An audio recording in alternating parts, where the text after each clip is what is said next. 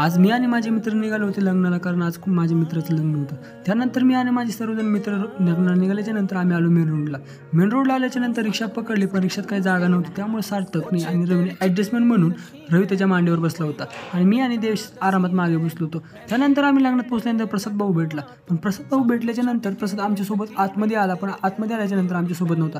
त्याच्यानंतर प्रसादला आम्ही शोधत होतो तर प्रसाद जेवणाच्या लाईनमध्ये उभा होता. त्याच्यानंतर देवेशने आणि आम्ही त्याचबरोबर सर्वांनी जेवण घेतलं व जेवायला सुरुवात केली.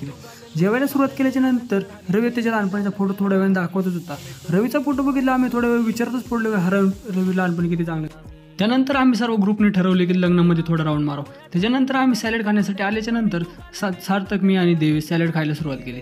सॅलड खाऊन झाल्याच्या नंतर आम्ही आलो लग्नाच्या बाहेर, कारण लग्न संपलं होतं. लग्न संपल्याच्या नंतर सर्वांनी आपले स्वॅगमध्ये फोटो काढले. विक्कू भाऊ आपला स्नॅप काढायला बिझी होता. त्यानंतर आम्ही सर्वजण आलो रिक्षा. रूमला आल्याच्या नंतर गार लागत होतं, त्यामुळे आम्ही थोडी शेकोटी पेटवली. त्यानंतर शेकोटी घेतली. अशीच